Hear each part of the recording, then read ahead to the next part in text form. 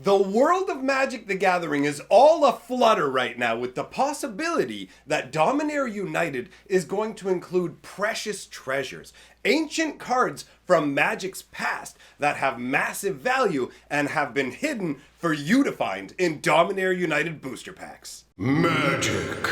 I am a wizard! History. I'm an old wizard! The Magic Historian. My bones hurt. Greetings! Owners of fine luxury cardboard rectangles, my friends! I hope the day finds you well because we have gathered to discuss the Dominaria United precious treasures situation and to also talk about some arena stuff that's going on. But we're going to push that down a little further because this treasure stuff is where the real action is at. Because we've seen this in the past, right? And it was super hype when it happened before. If you weren't playing Magic a number of years ago, you may not know that in the original Zendikar block, Wizards introduced the concept of precious treasures, all right? And the idea is that Zendikar was this great plane of exploration. Do you guys know the Eldrazi? Well, when the first Zendikar set came out, we didn't even know who the Eldrazi were. Zendikar was just a plane of adventure. Let us dig deep and look for treasure and everything else. Ultimately, the Eldrazi were buried deep in there, and they came out and became a big problem, but originally, Zendikar was, let's get treasures! So Wizards came up with, admittedly, the really cool idea of going ahead and grabbing a bunch of old Magic cards. We're talking like Black Lotuses, Sol Rings, all kinds of things that run the gamut out of the old days, and just having them inserted into random Zendikar boosters. They didn't show up that frequently, right? Like, I had only seen maybe one or two of these things cracked at all. So it wasn't a massive sort of one out of every case gets this style scenario. But it did a really good job of hyping people up for Zendikar, going, whoa, what a really cool concept. Because you may remember, we've recently been talking about the reserve list, right? And there's a bunch of cards on the reserve list that can never be reprinted. But they can definitely be acquired out in the wild and inserted into booster packs. So last time Wizards went out, they talked to their previous employees, talked to card sellers or whatever, acquired up some of this old goodness, and bam, bam, bam, bam, bam, bam, bam, into booster packs.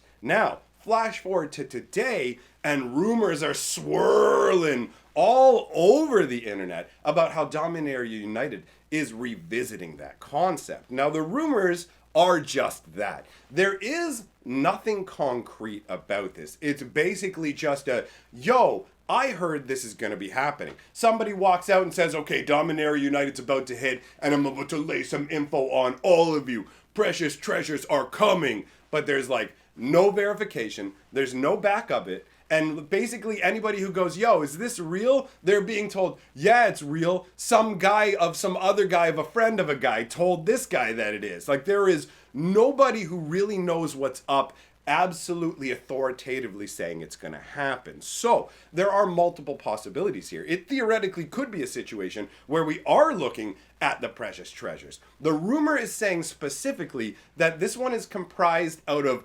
revised cards and cards from 2 Legends sheets, which is weird in one way because it's oddly specific to say, right? Like 2 uncut sheets of Legends. So the idea is that Wizards of the Coast has had these sheets kicking around forever, and now finally they're going to take them and cut them along the lines, turn them into proper Magic cards, and insert them into boosters. It certainly is an exciting proposition. Admittedly, if it's just revised and Legends, that kind of changes the landscape, right? Because things like Moxes, Lotus, all the Power 9, all of that is off the table if Unlimited isn't included. The most exciting stuff that you can find in Revised would actually be Revised Dual Lands. And let's be very clear, Revised Dual Lands showing up in Dominaria United packs would be a very big deal. People would go nuts for that, but they would be very, very few and far between if Wizards did that. In terms of Legends, Legends has a bunch of super exciting stuff. If you don't know about Legends, it's a set that only existed for 2 weeks in Magic the Gathering. They put it out, it sold out instantaneously, almost nobody could get any of the cards, it was super scarce, it's actually part of why they made Chronicles, it led to the creation of the Reserve, like Legends had a massive impact on the game, and it's so scarce now that one booster pack of Legends costs $1,000 or more. In fact, I opened a booster of Legends on this channel when it was worth that much, and it's a hilarious video where you can see my money just burning away. So I'll leave a link at the end in case you want to see an old school pack of Legends. But Legends has a bunch of really awesome old school rares that are super hype and a lot of money value too. If you want to get really to the top tier money value, if we're dealing with Revised and Legends, you have Tabernacle of Pendrell Vale. That's at least $4,000 the last time I checked, which is a staggering amount of money. And if you crack something like that out of a pack, would be insane, right? So this is obviously under the guise of, yes, the rumor is true and the information about Revised and Legends is true. But that feels weirdly specific. Like, why wouldn't they expand out into other things? Why wouldn't they include unlimited cards? Why specifically Revised, right? So there's nothing about this rumor to me that says that it's absolutely real, but there's nothing about this rumor that says it's absolutely false. So what I like to do in situations like this is try and view things from the perspective of Wizards of the Coast, because these are the guys who are making the decisions about the products that we're getting, right? And you have to bear in mind that Wizards of the Coast makes their decisions for products about a year and a half to 2 years out. So there are people out there saying, yo, they're doing this secret bonus in these packs because Baldur's Gate was a dog. And, you know, basically they're saying, oh, we've got to try and capitalize and recapture some of those sales. But understand, Wizards can't react that quickly. If a set does poorly and they've messed up, they can't turn around in 2 months and have another set ready to go. It takes a full-on year and a half to 2 years from concept to completion of a Magic set. Now, when you're dealing with reprint sets, there's a bit of a different beast. Obviously, you already have the cards designed, you already have the artwork, unless you're commissioning new artwork, so those can be produced faster, right? But like a set like Dominaria United was concepted forever ago, and it's way too late at the point where they realize Baldur's Gate has failed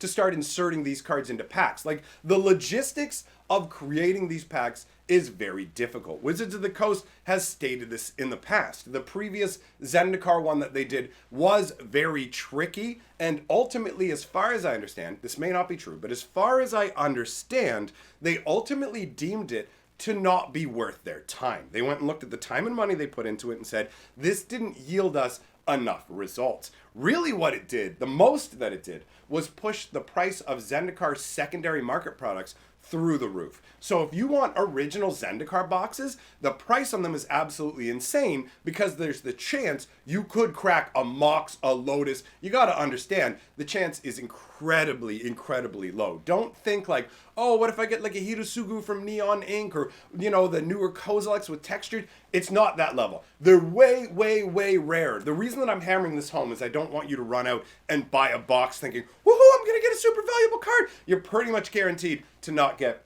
any of those. They didn't have any special slot for it. It's just any random pack of Zendikar that you opened, any booster pack could theoretically have some old school awesomeness in it. So that worked really well as a hype maneuver, but I don't know how well it would work as a hype maneuver now. How many people are super stoked about the reserve list cards to begin with? Yeah, the huge ones, the Moxes, the Lotus and stuff like that are super exciting, but there's no way that Wizards is putting those in packs now. The price is too prohibitive. Why would you spend that much money on a marketing stunt, right? That's absolutely insane when you look at the fact that right now, Wizards of the Coast can essentially print money. Look at those. I mentioned the Hidasugu neon foil like craziness, right? The stores, the premium stores that got sent 2 copies of those. Those ones are guaranteed and every store gets 2 of them. They're worth a crazy amount of money. The ones you can get out of booster packs, it doesn't matter which of the 3 colors, they're all worth crazy money. And the same goes for the textured Kozilek and other stuff from Double Masters 2022.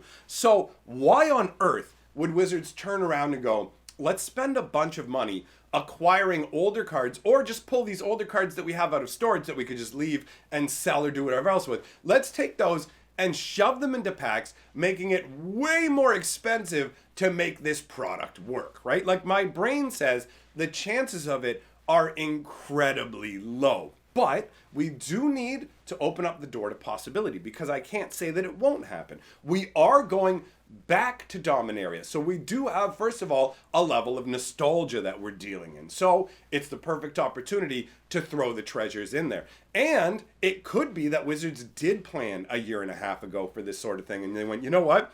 Double Masters might pull the money out of everybody's wallets, and they might not want to be buying Dominaria United. So maybe we need some extra zazzle for Dominaria United, and we need something bigger than just a regular box topper. Because Dominaria United is going to have box toppers, right? So the question becomes now, are we going to see regular issue box toppers? Is it going to be a tie-in style box topper, which feels really unlikely? Like Innistrad and Dracula, you can get that kind of gothic horror mesh, but for Dominaria United, it doesn't feel like there's going to be any natural crossover product that would really fall into that similar kind of vein. So the box toppers, to me, I'm ruling out them doing something very odd, and it's like, this is a completely different property that we've included. So they will probably be just something that's already in the set with a special border or whatever else, although it's theoretically possible that these precious treasures might be in there. And to add an extra spin to it, if you guys didn't know,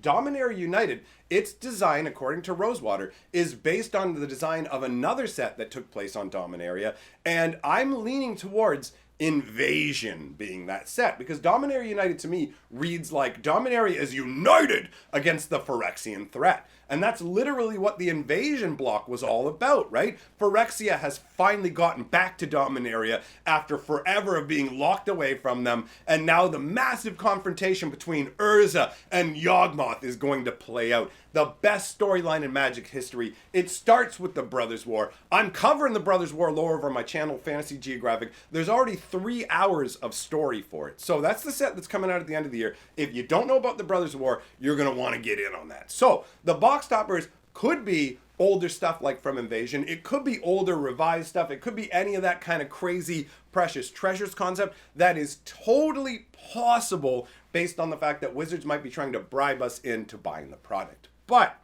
I very much lean towards this precious treasure thing being spun up out of pure cotton candy myth, right? Like, I don't think this is genuine. You get a little bit wet, it's gonna melt. You ever seen that video of the raccoon with the cotton candy, and raccoons like try and wash their food? So he takes the cotton candy and he puts it in a puddle and it just melts away, and his hands are in the puddle. Oh, nowhere to go. It's like that, right? Like, it's that kind of vibe. So that video is adorable. You feel so bad. You feel so bad for that raccoon. But anyways, that covers the rumor talk. Now I want to move over to discussing Arena just for a little bit. I don't talk a lot about Arena, but there is a bit going on that makes me feel like I do want to mention it. Basically, first of all, Arena is being expanded where they're offering it. So they're bringing it to Steam, which it is a little bit of a weird choice, but at the same time, I mean, having your game listed on Steam essentially establishes you, and I think they were only on the Epic launcher before, but that one's not nearly as interesting to me as the Nintendo Switch.